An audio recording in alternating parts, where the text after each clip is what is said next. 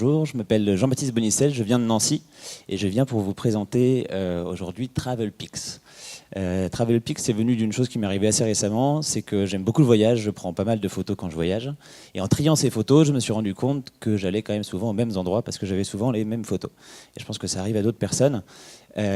Du coup, on s'est posé la question de savoir comment faire quelque chose de différent, proposer une expérience de voyage photo alternative. Donc deux thèmes, le voyage et la photo. D'abord sur la photo, j'ai pris deux chiffres qui parlent pas mal. 95 millions, c'est le nombre de photos qui sont postées chaque jour sur Instagram. Et 31%, c'est la part de la génération millennials qui, quand on leur pose la question, nous disent qu'ils n'iront même pas sur une destination s'ils n'estiment pas pouvoir revenir avec des photos dites Instagrammables. Sur le voyage, faire quelque chose de différenciant, c'était important parce qu'il y a tellement d'offres, tellement d'acteurs du tourisme. Si c'était pour refaire quelque chose qui existe, c'était peut-être pas forcément utile. Donc, je me suis basé sur des tendances, se rapprocher des populations, le voyage thématique, donc en l'occurrence la photo, et en immersion. Je pense que vous savez tous que cette photo a été prise à Colmar sur un rond-point. C'est vrai, et du coup, si vous connaissez quelqu'un qui habite à Colmar, il va peut-être vous la montrer, mais pour un Canadien ou un Chinois, pour ne pas rentrer dans les clichés, il la verra peut-être jamais.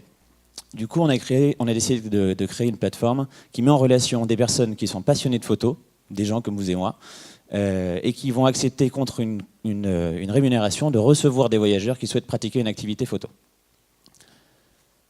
Hop. Je vais y arriver. Donc pour ça, il faut qu'on trouve une communauté pour que des personnes aient envie de s'inscrire sur notre plateforme et recevoir des personnes. Donc c'est une stratégie d'acquisition assez classique où on commence par du référencement, des réseaux sociaux, etc. Ensuite, on essaye, quand on a ces visiteurs, de les activer en tant que clients potentiels. Tout simplement parce qu'on fait des concours, des livres blancs. On est identifié comme un professionnel de notre secteur.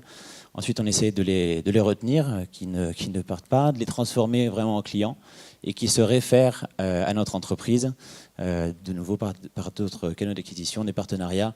On a un système de vote et le fait de pouvoir partager son expérience qui va aussi prêcher la bonne parole. Pour l'hôte, pour le trouver, ça lui fait un complément de revenu qu'il peut faire avec une passion, qui est peut-être un peu plus passionnant que de louer son appartement ou sa voiture. Et il est totalement libre parce qu'il fixe son tarif, il met une description, une photo, et son offre est prête à être commercialisée.